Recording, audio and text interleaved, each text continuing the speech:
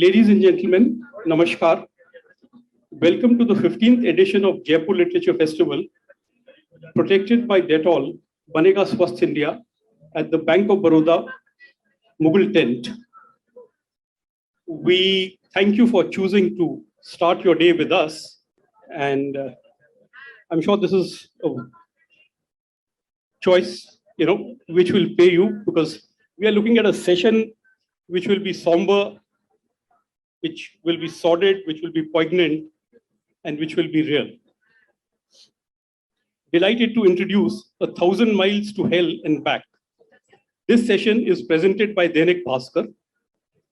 India's response to the COVID-19 outbreak, followed by a total shutdown, marked an unimaginable national tragedy, leaving millions of migrant workers stranded, starving, and unemployed. Vinod Kapri's 1232 kilometers documents the journey of 7 migrant workers to their village, a crisis faced by millions who were forced to walk hundreds of kilometers home through deadly conditions, abandoned by an administration with only a shrug to offer for their hardship. Barkha Dutt covered the migrant exodus relentlessly and for months on the road. Her new book, To Hell and Back, Humans of COVID, tells the gripping human stories of India's pandemic and the sordid roots of a nation plagued by inequalities across class, caste, and gender. In conversation with Chinmay Tumbe, author of India Moving, Kapri and Dutt discuss the faces and forces at the center of the exodus, followed by a poetry reading by Ruth Padel, who happens to be one of the most frequently returning panelists to this Mughal tent. Vinod is an award-winning filmmaker and has won national award for his 2014 film, Can't Take This Shit Anymore. His film, Pihu, was critically acclaimed in many international film festivals and won the Best Film Awards in various categories. His latest work is a journey of 1,232 kilometers with 7 migrant laborers during the COVID-19 lockdown from Ghaziabad to Saharsa in Bihar, that is now streaming as a film on an OTT platform. Barkha Dutt is an award-winning TV journalist, anchor, and columnist. She's India's only Emmy-nominated journalist who has won multiple national and international awards, including the prestigious Padma Shri. Barkha has reported from some of the toughest spots and conflict zones in India and across the world, and her frontline reporting of the Kargil War first made her a household name. She's an outspoken feminist voice on the global stage and the founder-editor of Mojo, a multimedia events and content venture, and founder of We the Women, a multi-city festival and current affairs website. She is a featured columnist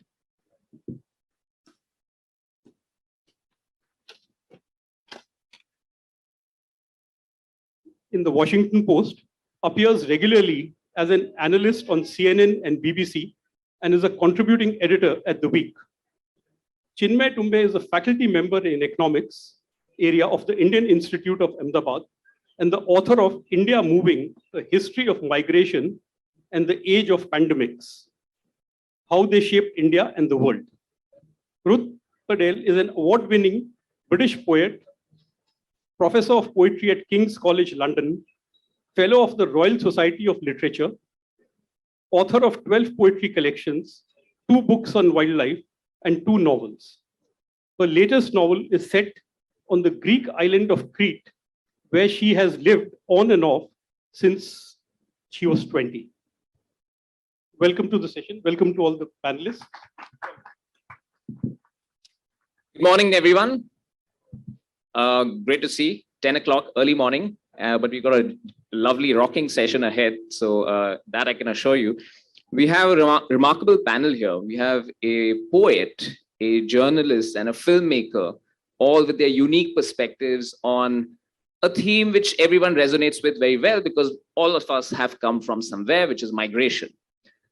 We're going to talk a lot about a particular crisis that India went through in the year 2020, which both of them did a terrific job in documenting and telling the story to everyone when a lot of journalists and a lot of people were stuck home.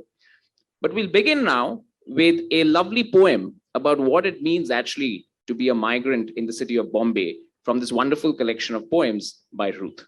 Over to you, Ruth. Thank you. Thank you so much. And I'm so honored and thrilled to be in both your presence, because when you're a poet, you think, all I can do is just write poems. What can I do? And these people do things. So I'm really honored to be here. But this is a poem I wrote in Mumbai.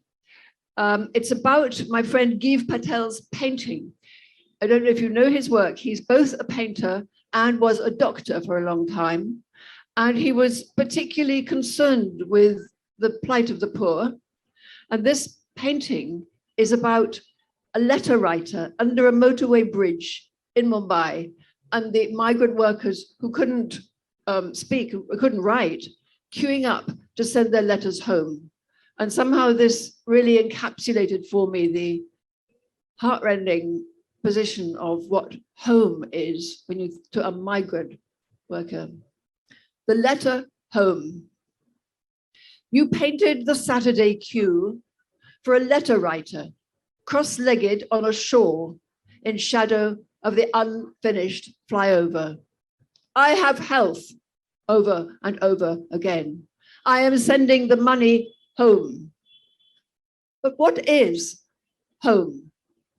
Where you began, where a sister with a husband whose salary is regular, but he resents you anyway, this indigent who sees more of the world than he, has turned your family against you while you are gone.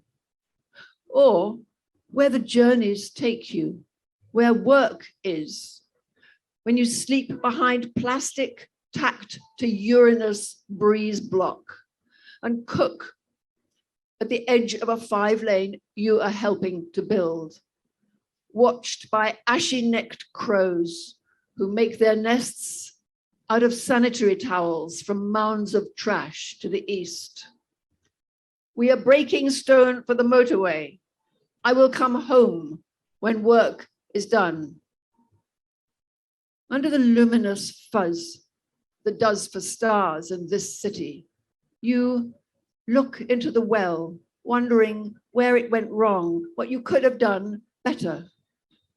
Look up. The hurt sky is bandaged in cloud. Earth has reversed her magnetic field, and the Mumbai monsoon, blown sideways like glycerine skirts, has calmed the grit that gets everywhere into wet silk paintable gleams, reminding us where it has come from, this element we all desire and have to struggle with. Home. The round white pebble with a blue cut heart, whole geological dowries of copper, hooded turquoise, amethyst. Thank you. So beautiful, and it captures so many elements, the fact of sending money home, the migrant building the city, and also the dreams of the migrant. With that, I'm going to move on now to Barkha and Vinod. I'm going to ask each of them, what were you guys doing on March 24th, 2020, when the Prime Minister came on TV at 8 p.m. and said, Mitro, we are going into a national lockdown, and in 4 hours, the trains are going to stop. What were your first reactions, and then what happened later?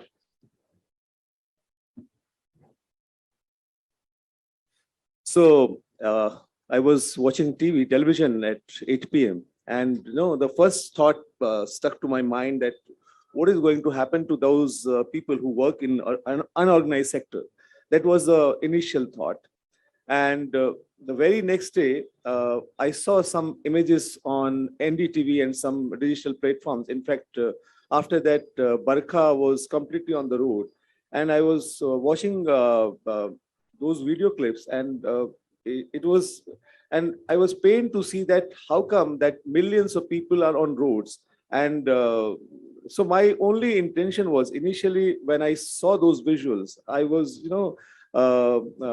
television channels were covering, but in fact, I would say that only one or two news channel in NDTV or some digital platform, they were only covering those about plight of their those people. But I was wondering that what is their journey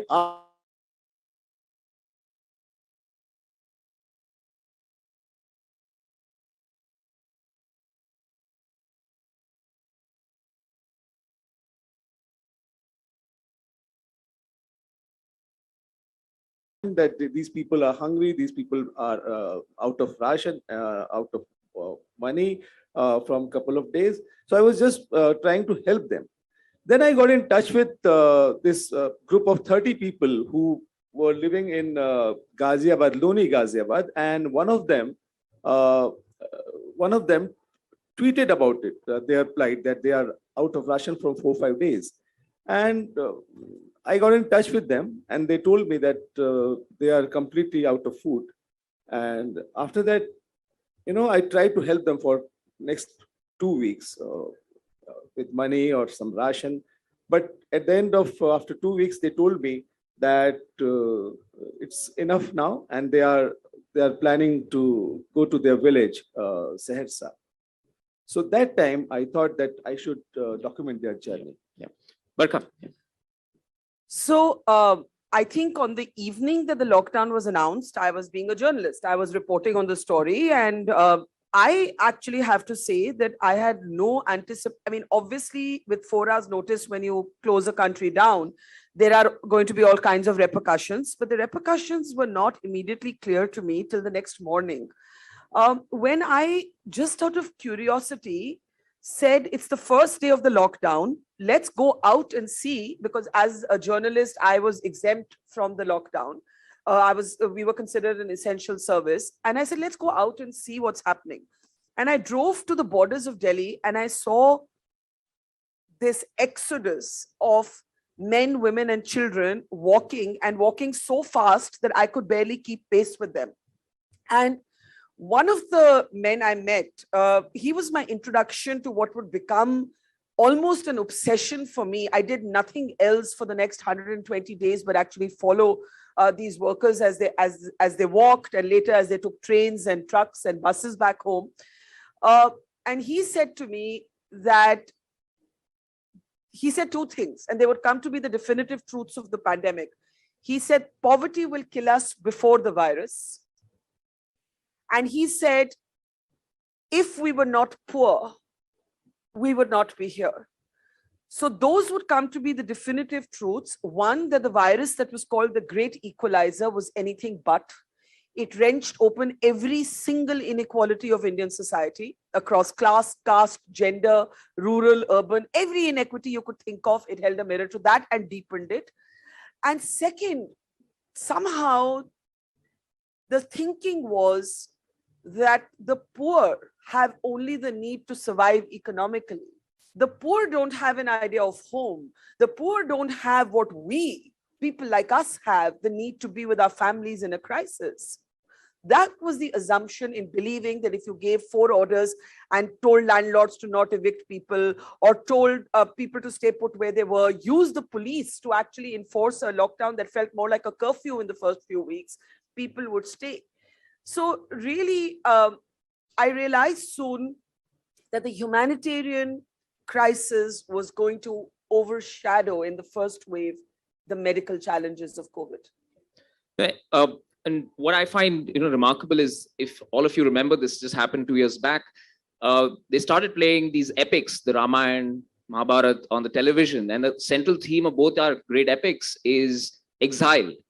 And just outside the television screens, just outside on the roads, people were out walking, literally banished from the cities, going back home. People, middle class India, upper class India, were sitting in their houses watching this take fold. And that's when the both of them actually started going and tracking these migrants. And can I just add one more thing? I was astonished when I saw these people leave in what looked like the thousands, but would end up becoming the millions, as we know now, the Indian state was either too present or too little present. And that was the paradox of this pandemic. So what do I mean by that? In instances, there was nobody there to stop people, because in the initial phase, it was almost as if every state wanted to reduce the number of people it had to deal with and look after. So nobody was stopping them. In the later stage, when the flood began to feel like a deluge, the police was sort of requisitioned to stop these people. And the number of people I met who were beaten, thrashed by the police on the way to getting their way home was staggering. So I was really struck by the fact that where we needed more of the state, the state wasn't present. And where we needed less of the state, there was too much of the state authority present. So let's put some names now. I, for example, am a trained economist. I work with numbers, but this is a panel with very few numbers. This is about names and people, and both these books get them out very well. I'll start with Vinod. His book is called 1232 Kilometers, 1232 Kilometers. It's also on Disney and Hotstar. It's a wonderful film and a book. And it traces the lives of Ritesh, Ashish, Rambabu, Sonu, Krishna, Sandeep, and Mukesh, migrants from Bihar who made this incredible journey cycling. There were migrants who walked back home in all sorts of ways. Before I hand it over to them to tell you the personal stories, the numbers are truly gigantic. By the government's own numbers, 11 million people made the journey just by official transport, that is trains, buses. My estimates are more than 30 million people made the journey. That's as large that's larger than the partition exodus. This is what we're talking about as one of the biggest migration disasters the world has ever seen. And Vinod was very soon tracking the lives of 7 migrants over 7 days. Tell us about that and tell some personal anecdotes from that story. So first, I would like to, I know you should all give a big round of applause to Barkha, because what she did was commendable. And she was, in fact, one of my inspiration, because I used to tell her, to Barkha, your work is really, really inspiring, and heads off to you, Barkha. Thank you. मैं इसमें ये कहना चाहता हूँ जो इन्होंने भी पूछा, जब लॉकडाउन हुआ, बरखा जैसे लोगों को क्यों सड़क पे आना पड़ा और क्यों state was, as Barkha said, state was completely absent. Why state was not there? आप लोगों को याद होगा कि हम लोग जिस वक्त इतना बड़ा ह्यूमैनिटेरियन क्राइसिस को देख रहे थे, हमारे जो मेन स्ट्रीम मीडिया था, जो मेन स्ट्रीम चैनल्स थे, news channels, Hindi, English, they were after Tablighi Jamaat. उन्होंने एक बहुत बड़ा एक विलेन ढूंढ लिया था कोविड में, and they were after Tablighi Jamaat, and all anchors were playing antakshari with cabinet ministers. तो जब आपका स्टेट डिनायल मोड में है कि there is some crisis, and media भी डिनायल मोड में है कि there is some crisis, तो उसके बाद ये जो लाखों मजदूर सड़कों पर थे, उनकी कहानी ऐसी होगी जो हम लोगों ने देखी. मैं एक कहानी का जिक्र करना चाहता हूँ. ये लोग 7 लोगों के पास कुछ भी पैसा नहीं था अपने शहर वापस सहरसा जाने के लिए. उसमें इन लोगों ने अपने अपने घरों से पैसा मंगवा करके सेकेंड हैंड साइकिल्स खरीदी. सब लोगों ने सेकेंड हैंड साइकिल्स खरीदी. इनिशियली इन लोगों ने सोचा था कि ये सभी लोग साथ में जाएंगे. उसमें एक कृष्णा है, सहरसा का ही रहने वाला, उसके पास पैसे नहीं हो रहे थे, और उसने जो पैसे मंगाए घर से, तो उसके पास सिर्फ 1000 रुपए पहुंचे, 1000 रुपीज, और उसको साइकिल मिल रही थी 1400 रुपए में. उसके पास 400 रुपए फिर भी कम पड़ रहे थे. और अगले दिन सब लोगों ने जाने का फैसला कर लिया था कि सब लोग चले जाएंगे अब, क्योंकि अब रुकने का फायदा नहीं है. क्योंकि कृष्णा नहीं जा पा रहा था, कृष्णा के पास 400 रुपए कम थे. तो उस जाने से एक रात पहले जिस मकान मालिक के साथ वो रहता था, उसकी एक बेटी की साइकिल थी, it was a ladies cycle. तो उसने सोचा कि रात को मैं जा करके उसकी साइकिल को चुरा लूंगा, और वो रात को उनके घर चला गया. दीवार कूद करके, गेट खोल करके साइकिल लेकर भी आ गया, और उसने अपने दोस्तों को बता दिया कि मेरे पास भी साइकिल हो गई, चलो. जो उसमें रितेश था, जो एक और किरदार, उसने देखा, उसने कहा तेरे पास तो पैसे नहीं थे. तो फिर उसने उसको बताया कि यार मैं साइकिल चुरा के ले आया हूँ. अब कोई बात नहीं, वापस आएंगे, जब लौट के आएंगे तो साइकिल दे देंगे। तो रितेश सबसे कम था उस पूरे ग्रुप में, सबसे कम उम्र का था, ही वाज हार्डली 21। उसके अंदर बहुत कमाल की मैच्योरिटी थी। इनफैक्ट वही पूरा इनके ग्रुप का लीडर था, जो गूगल मैप में रास्ते देख करके सब कुछ रितेश ही लेके जाता था। तो रितेश ने उसको कहा, यार 400 रुपये कम पड़ रहा है, हम लोग बदनाम हो जाएंगे, वैसे हम लोग को गरीब समझ करके लोग सारी बातें बोलते हैं हमारे बारे में। चल हम लोग ना, सब लोग 50 रुपए जमा करते हैं, जितने भी लोग हैं, और सब लोगों ने पैसे जमा किए, और सुबह जाने से पहले मकान मालिक को पैसे दिए। उसने कहा कि ये आपकी साइकिल हमने ले ली थी और ये 1400 रुपए हैं, ये आप अपने 1400 रुपए रखिए और हम साइकिल को लेकर चलते हैं। तो मैं ये उस वक्त जब उन्होंने ये कहानी सुनी मैंने, तो मुझे लगा कि गरीबी में, संकट में, क्राइसिस में, इतने बड़े क्राइसिस में भी जो स्वाभिमान से जीना चाहते हैं, जो लोग काम करके जीना चाहते हैं, वो अपने जो उनका कैरेक्टर है उस कैरेक्टर को नहीं छोड़ना चाहते हैं। तो जब ये रितेश का बस एक छोटा सा और मैं उदाहरण दूंगा, ये लोग जब निकल गए तो उस वक्त तक मुझे पता नहीं था कि ये जा चुके हैं। रितेश इन लोगों को गाइड कर रहा था गूगल मैप के जरिए। जब मुझे पता चला तो मेरी टीम के कुछ लोग इनके घर पर थे, राशन लेकर पहुंचे हुए थे। तो उन्होंने मुझे बताया कि सर यहाँ पे कोई नहीं है, ये लोग सब जा चुके हैं। तो मुझे बड़ी हैरानी हुई कि मैं तो इनके साथ टच में था। फिर मैंने रितेश को फोन किया कि यार तुम लोग राशन नहीं ले रहे हो? तो उन्होंने कहा कि नहीं सर, हम लोग तो दिल्ली से करीब 60 किलोमीटर दूर हापुड़ पहुंच चुके हैं और अब तो हम लोग वापस नहीं आएंगे। उसके बाद मैं बहुत देर तक रितेश से गूगल मैप की लोकेशन मांगता रहा कि यार मैं आ रहा हूँ, तुम्हारे साथ चलूंगा सहरसा तक, क्योंकि मैं इनके साथ 15-20 दिन से टच में था। तो रितेश ने मना कर दिया कि नहीं, मैं आपको लोकेशन नहीं दूंगा। मैं उसको रिक्वेस्ट करता रहा, नहीं दूंगा। उसको मुझे समझ में नहीं आ रहा था कि क्यों नहीं देगा। फिर मैंने उससे पूछा कि वजह क्या है। तो उसने कहा कि सर, अगर मैं आपको लोकेशन दे दूंगा तो आप पुलिस को बता दोगे और पुलिस हमको पकड़ लेगी और फिर हमको मारेगी। Very important, the fear of the migrants of the state. Yeah, Barkha. नहीं, मैं विनोद की बात सुन रही थी जब उन्होंने स्वाभिमान की बात की. He spoke about the pride and the dignity that even in this moment of crisis really came through. और मुझे एक उदाहरण याद आया. I was sort of struck by this memory of thinking that when people leave, what is it that they take with them? If you're going back and you can't carry big bags, आप चल के जा रहे हैं, you're going on foot, तो आप क्या लेके जाते हैं? So I write in my book that it was like a universe tied into a potli. It was like a cloth, little made from a sari, mostly, not a bag, tied together, your universe tied and carried on your head. But one day I asked a worker who was carrying a white plastic bucket, इसमें क्या है? What is in this bucket? And he uncovered the bucket and they were his hammer, sickle, his workman's tools. So when Vinod spoke about that swabhiman and that honor, and I said, आप ये क्यों लेके जा रहे हैं? Why are you carrying this? रास्ते में कहीं काम मिल जाए तो? If I get some work on the way. So that need to be a worker, the willingness to earn even along the way, that dignity of that औजार जिसको हिंदी में कहते हैं, ये मेरे औजार है, मैं इनसे काम करता हूँ. This is what I used to earn a living. That really stayed with me. I just want to add something very important. Vinod listed the people he traveled with.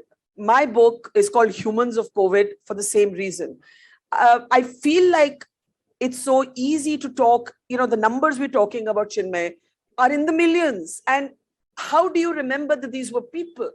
And so it's so important that wherever you can, you name them. And so my uncovering of this tragedy began with a man called Mukesh Mandal, who was a house painter. He used to do the odd job painting homes at construction sites. He was a daily wage worker. And the first thing that all workers sold, because it was the only asset they owned, was their phones. So Mukesh Mandal, like everybody else, went and sold his mobile phone.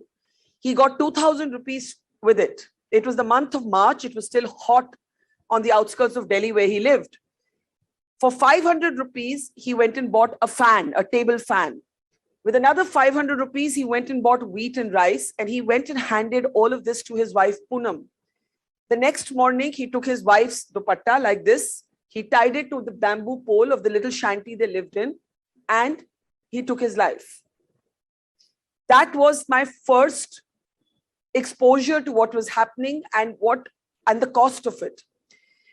When I went to meet the local police, I discovered that the police had come and made his family, who was not literate, put a thumb imprint on a statement that said that Mukesh was mentally unstable. They did not know what they had signed on to, and only when we got talking to them did they understand what they had signed on to, because the administration did not want to acknowledge a hunger-driven or a poverty-driven suicide, which is what it was.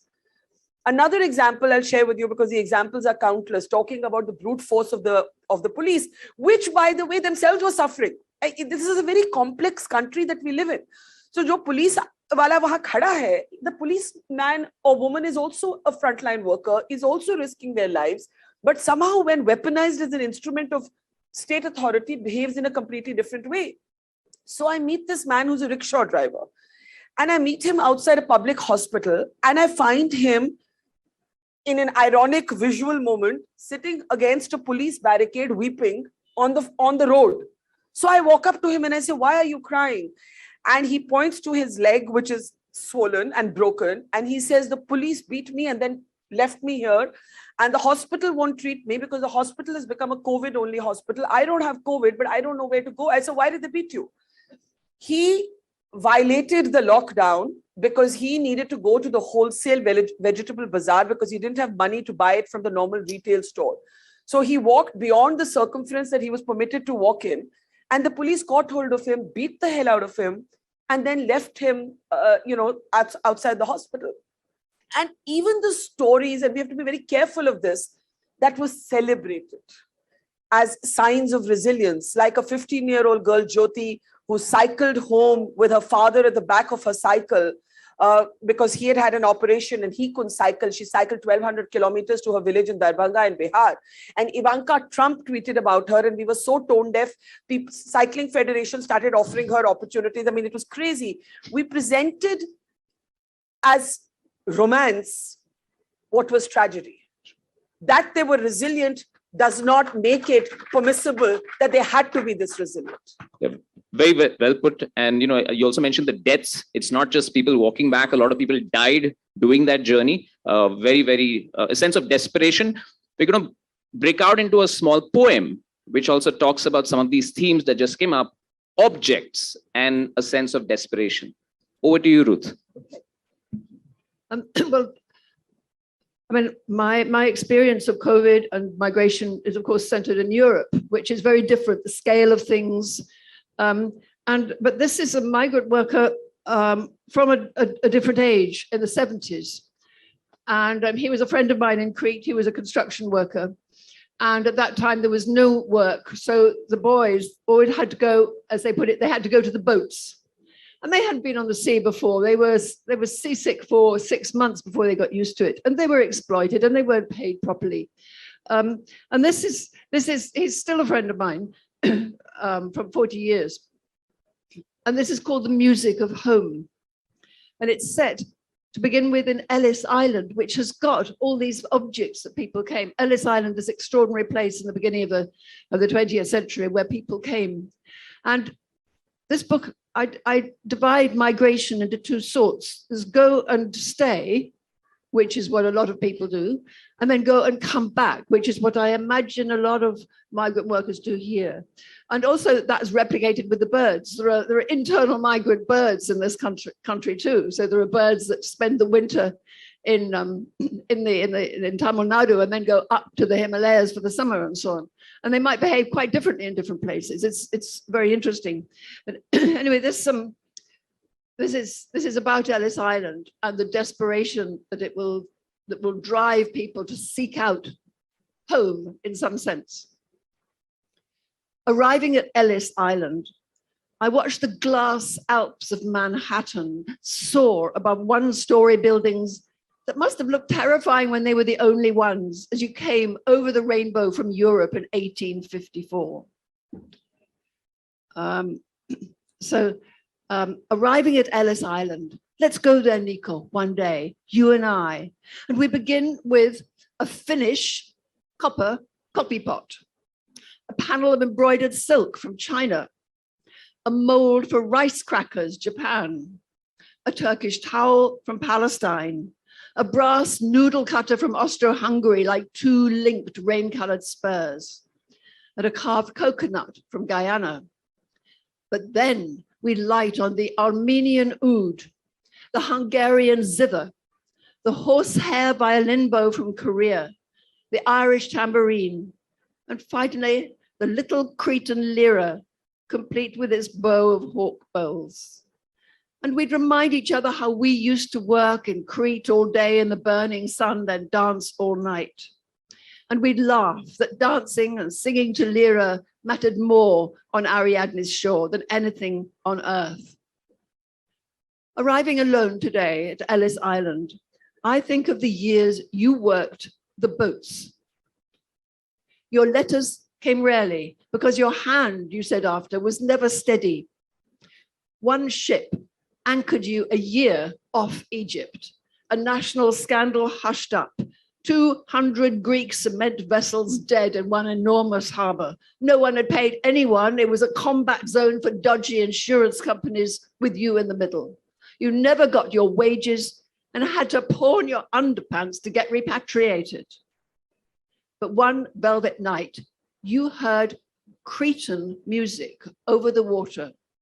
And next day you dived into that swamp of sewage, sharks, garbage thrown from 1,000 ships, as into an avenue of green silk, to find the one guy in this madhouse playing the music of home.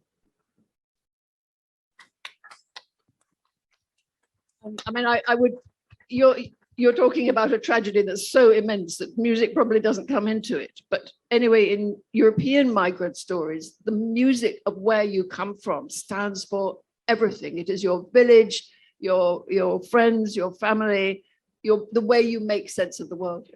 Beautiful, Ruth. And I think what you said actually resonates very well here. I mean, songs are very important, especially keeping the migrants to go back. You know, as they were going back, the memory of home was very strong. Two particular lines, you know, you never saw your wages, which is a very strong part of what happened here. People just didn't get money in those few weeks. And of course, the music of home, the longing. Whether it was the plague 100 years back, which I researched, or now, a phrase was heard on the railway platforms of India, in this case, you know, as they were leaving, particular phrase in Hindi which says, "Agar marna hi hai, to gaon mein marenge," right? Which means if you anyway want to die, might as well die in the village. I want to ask these guys now about the psychology as they were going back. What were they thinking? And why the allure to go home? Because, and I say this because a lot of middle class folk today now, 2 years after people have already started forgetting what happened, the largest migration crisis in 1947, a lot of people say, oh, they should have stayed back in the city.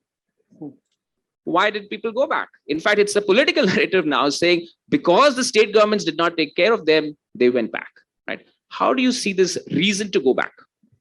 So I'll share the story of a 9-year-old boy who was going back to his village in Uttar Pradesh from Bhiwandi in Maharashtra. And I said to him playfully, do you know what coronavirus or COVID is? Aapko malum hai? Kya hai ye COVID? Haan. And he said with a twinkle in his eye, mujhe malum hai. I said, what does it mean? He said, it means I don't get food. Corona ka matlab hai, mujhe khana nahi milta. A 9-year-old's definition cut through all the bullshit, all the policy debates, all the newspaper editorials, and just said in one sentence what it meant for millions of families. Secondly, that sense of being home, dying with your people. There was a man called Ranveer Singh. He used to work as a delivery boy in a little dhaba in Delhi. And he walked from Delhi to a village in Madhya Pradesh in Morena. When he reached Agra, he called his sister and he said, please come to get me somehow. I can't walk anymore. Please remember there was a curfew. We have to call it a curfew. We say it's a lockdown, but it was really a curfew, which means that people were being pushed back inside if they came out. And they went, they pleaded with the local administration, please let us go and get him. He's not well. Hame jaane dijiye, let us go and get him. he paused at Agra and he said, I can't walk anymore, so maybe I'll spend the night at the railway station. He spent the night at the railway station and he died. And he did not make it back to this village. They never got the permission to go and fetch him. May I also share, and I know it's bleak and I know we want to forget, but may I also share one of the most striking visual images. You know, both Vinod and I are visual storytellers, and sometimes all our words can't say what a single image can. And the single image was of a roti lying on a railway track in Aurangabad. Ek roti giri hui rail ki patri par. What was it? It was the food that 16 workers had packed, just plain roti, as they walked from Aurangabad towards Madhya Pradesh. They were all Adivasis. They were from a remote tribal village. I went to that village later to see who were these people. And they got tired. They thought that if they lie on the railway tracks, the police will not be able to find them. And a goods train ran over them as they slept. And what was left of them were those rotis on the rail track. So I know we want to forget.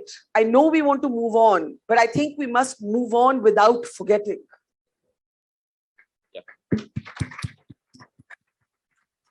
I would like to narrate a small poem of Gulzar, which he wrote for this film and this book also. And this will sum up everything. This is from Gulzar Saab. कुछ ऐसे कारवां देखे हैं 47 में भी मैंने, 47 when there was a partition of India. कुछ ऐसे कारवां देखे हैं 47 में भी मैंने, ये गांव भाग रहे हैं अपने वतन में. हम अपने गांव से भागे थे जब निकले थे वतन को. हमें शरणार्थी कह के वतन ने रख लिया था, शरण दी थी. इन्हें इनकी रियासतों की हदों पे रोक देते हैं, शरण देने पर खतरा है. हमें शरणार्थी कहकर वतन ने रोक लिया था, शरण दी थी. इन्हें इनकी रियासत की हदों पे रोक देते हैं, शरण देने में खतरा है. हमारे आगे पीछे तब भी एक कातिल अजल थी. हमारे आगे पीछे तब भी एक कातिल अजल थी.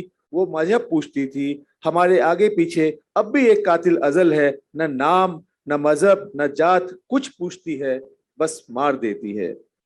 खुदा जाने ये बंटवारा बड़ा है या वो बंटवारा बड़ा था. Vinod, tell us a bit also about when the migrants, they were going to Bihar, and even in his film and the book, it comes out very vividly. There's this idea that we have to go to Bihar, and finally the Bihar state border arrives. What was their feeling and what did they encounter? किसी भी जब आप जिस राज्य के रहने वाले होते हैं तो आपको लगता है कि एक बार अगर हम अपने राज्य में, अपने राज्य की सीमा में, सरहद में पहुंच जाएंगे तो उसके बाद तो हमारी बिल्कुल जिंदगी बदल जाएगी. तो 7वें दिन जब ये लोग बिहार बॉर्डर, गोपालगंज से बिहार बॉर्डर में पहुंचे तो ये लोग सब लोग बहुत खुश थे. और मुझे भी लगा कि उसके बाद अब स्टेट ने इनको ले लिया है. इनकी सभी साइकिल्स को बस के ऊपर रख दिया और इनको कहा कि अब यहाँ से हम आपका ख्याल करेंगे. और ये कहानी, अच्छा हुआ आपने सवाल पूछ लिया, ये कहानी सुननी बहुत जरूरी है. सुबह 11 बजे इन लोगों को बिहार सरकार ने अपने कंट्रोल में ले लिया और इनकी साइकिल्स को सबको छत पे रख दिया. उसका कहा कि अब आप हमारे साथ बस में चलेंगे. सुबह 11 बजे उसके साथ इनकी बस में 2 पुलिस वालों को बिठा दिया. इन्होंने हमारे साथ सुबह 9:30-10 के आसपास एक ब्रेड और कुछ हम लोगों ने नाश्ता किया था. वो इनका आखिरी नाश्ता था उस सुबह का. और जब ये लोग अपने स्टेट की बस के कंट्रोल में आ गए, उसके बाद इन्होंने 3-4 बजे के आसपास पूछा कि सर हम लोग को भूख लग रही है. पुलिस के 2 लोग थे उनके साथ में. उन्होंने कहा कि आगे 1-2 घंटे के बाद कुछ आप लोगों के लिए व्यवस्था की गई है. हम लोगों ने की है. उस बस में करीब 40-45 मजदूर और थे. शाम के 5 बज गए, कहीं कुछ नहीं था. फिर एक चेक पोस्ट पे रुकी. वहां पर इन लोगों की सबकी चेकिंग होनी थी, कोविड टेस्ट होना था, उसके टेम्परेचर लेना था. तो वहां पे बस रुकी. वहां पे हमने जो पुलिस के एसपी थे उनसे पूछा कि साहब ये लोग सुबह के 11 बजे के निकले हुए, शाम के 6 बज गए, अभी तक इनको कुछ खाने को मिला नहीं है, तो कुछ होगा क्या व्यवस्था? तो उन्होंने कहा हमने व्यवस्था कर दी है, अभी आगे आप 1 घंटे के बाद आगे जाएंगे, एक चेक पोस्ट और आएगा तो वहां पे आपको मिल जाएगा.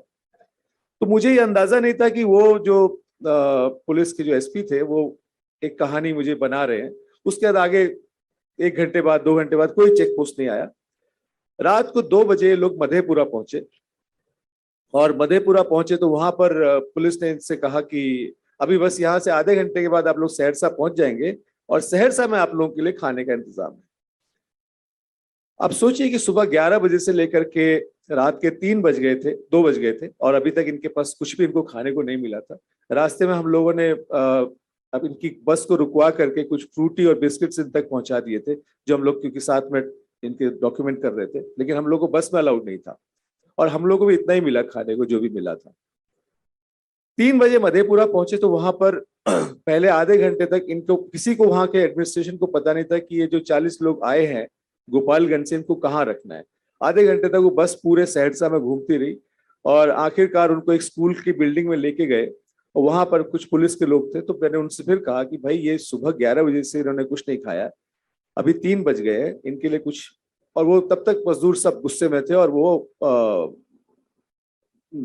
नारेबाजी सब करने लगे थे। तो उनको थोड़ा सा काम करने के लिए पुलिस ने कहा कि अंदर एक कमरा है, रूम है, वहां पे आप लोगों के लिए पूरी खाने की व्यवस्था, आप चलिए अंदर।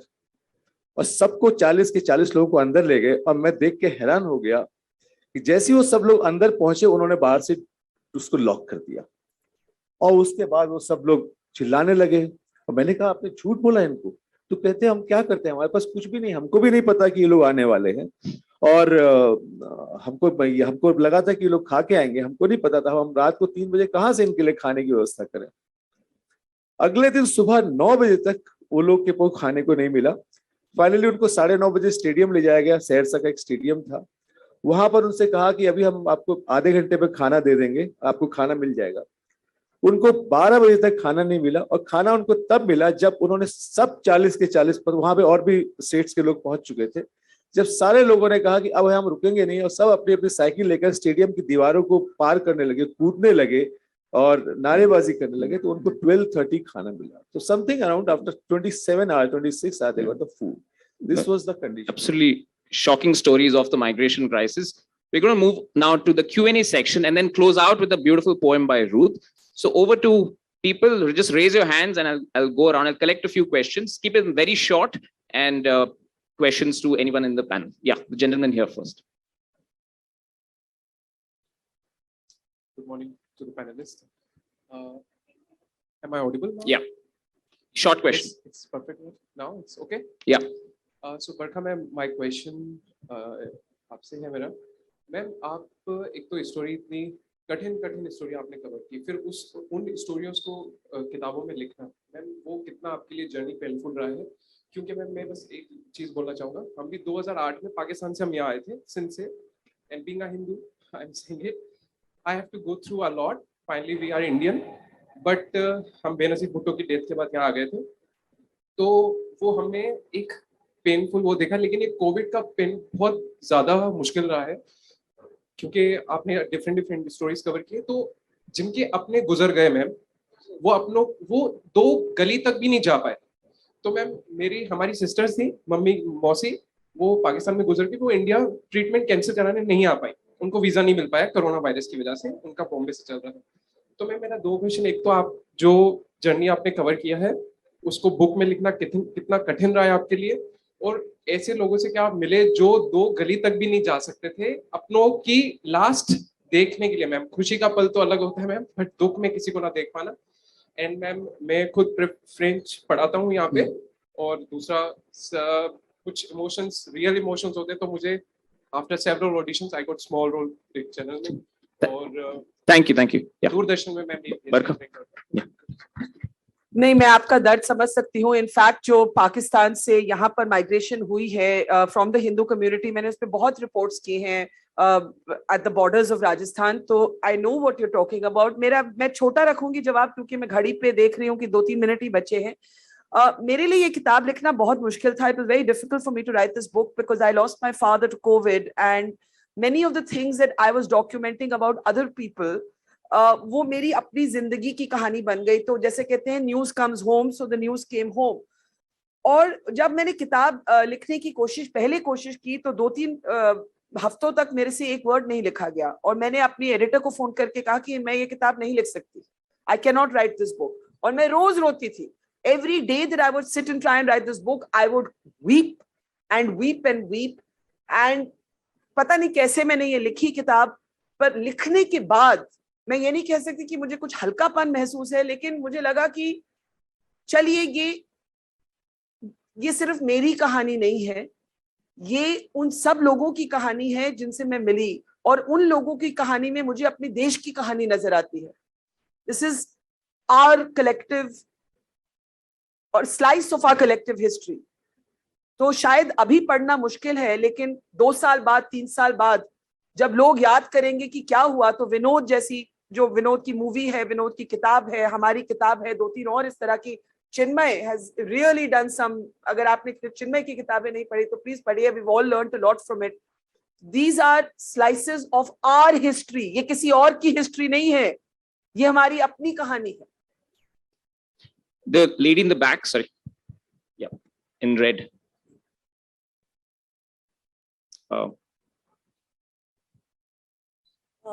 Good morning, ma'am. I just want to ask, how do you analyze the change of generalism over a period of time? And is there any hope it's still going to have that kind of democracy that we earlier used Thanks. to have? I'm going to go to another question more. Yeah, on the girl in the red. Yeah, sorry. That's an excellent question, but I think we know the answer. Good morning. Ma'am, sir, as we know that migrants are not coming back to the cities for work. I think you have also done some research on this. So why exactly do you think that is? Is it because they have gone back and become more self-dependent, or is it more psychological? Yeah, let me ask this question to Vinod. So, no, because, okay, sorry. On the state of journalism, I cannot answer when the clock tells me there are 30 seconds left. इसके लिए 3 घंटे चाहिए. I feel like a lot of journalism for some of us was rediscovered. The only somewhat, I don't know what word to use, मतलब मैं उसको positive नहीं कह सकती, लेकिन कुछ लोगों ने, मैं अपनी बात करूंगी, मुझे लगता है मैं भी जिस कारण से जर्नलिस्ट बनी थी मैं भूल चुकी थी, और मुझे एक तरह से अपना याद आया by I became a journalist. तो there is still hope, लेकिन वो hope आप लोगों पे dependent है. If you support journalism you believe in, more independent journalists can thrive. If you keep complaining about the media but keep endorsing the media you hate by watching it, the advertising revenue will go to that media and it will keep living. So future of journalism and our democracy therefore lies with all of you as our viewers and our readers. Yeah. We know just this point about the migrants you tracked. What are they doing now? So इसमें देखिए, मैं एक ही बात कहूंगा कि जब ये लोग बिहार में थे, सरकार को लेकर इतना गुस्सा था, सारी तकलीफ थी, यही हमारी सबसे बड़ी प्रॉब्लम है, ये सबकी प्रॉब्लम है, सभी लोगों की, आपकी और खासतौर पे उन मजदूरों की। और आप लोगों को हैरानी होगी कि इन सातों के सातों मजदूरों ने, जब उसके बाद 3-4 महीने के बाद बिहार में इलेक्शंस हुए, तो सातों के सातों मजदूरों ने उसी गवर्नमेंट को वोट दिया जिसने इनको परेशान किया था, सातों ने। मैंने सबसे पूछा। तो आप ये समझिए कि आप एक तकलीफ में हैं, उसके बाद आप उस तकलीफ को भूल जाते हैं, और यही हम लोगों ने कोविड की दूसरी वेव के बाद भी देखा। तो जहां तक ये सातों लोग हैं, सातों के सातों फिर से वापस दिल्ली आ गए हैं और वही काम कर रहे हैं जो ये लोग पहले कर रहे थे। इनफैक्ट सारे मजदूर जिनसे मैं मिली वो सब वापस आ गए हैं। ये बोल के गए थे हम वापस नहीं आएंगे, लेकिन जब गुस्सा पास हो गया तो सभी वापस आ गए। And if I had to use a word, I would say fatalism. There is a very tragic self worth कि गरीब आदमी औरत को लगता है हमारी तो जिंदगी ऐसी ही है, तो जीना तो है, सरवाइव तो करना है, तो जैसे तैसे होगा हम करेंगे। Wait, we are out of time, but we're going to close out with a poem. This is Vinod Kapri's book, 1232 Kilometers. It's also on Disney Hotstar. This is Barkha's book, which is not just migration. It also covers pretty much 2 years of the pandemic. And again, I think all of us should clap our hands for both of them for doing outstanding work to really understand the pandemic. Over to you, Ruth, with a closing poem. Thank you. So this poem is called Choice. And I think it comes back to your question, what are they doing now? Are they coming back? How does somebody decide to go for work? And in a European context, I'm going back to when Jews decided to leave Hitler's Germany or Austria. The kids were aware that it was being difficult. The parents said, no, it'll be all right, we'll stay, because the journey is dangerous and you might lose your life on the journey. So this is a very little poem, and it's about a European robin. The robins are partial migrants. Sometimes some of them go and some of them stay for the winter. But it's extraordinary, this little poem. It's been, people write to me all the time saying, can I put it into a song? Can I make it into a little film? Can I do this with it? And I think that's because this sense of choice, it's called choice, is something that affects us all. But of course, in your stories, so many of them had no choice. Choice. Digging a bush up, pitching into damp earth, getting out the fingertip veins and arms as easily broken as silk. I look into the mica eye of a robin. This is what we say we all want, the choice to go, to stay. But how does a robin decide?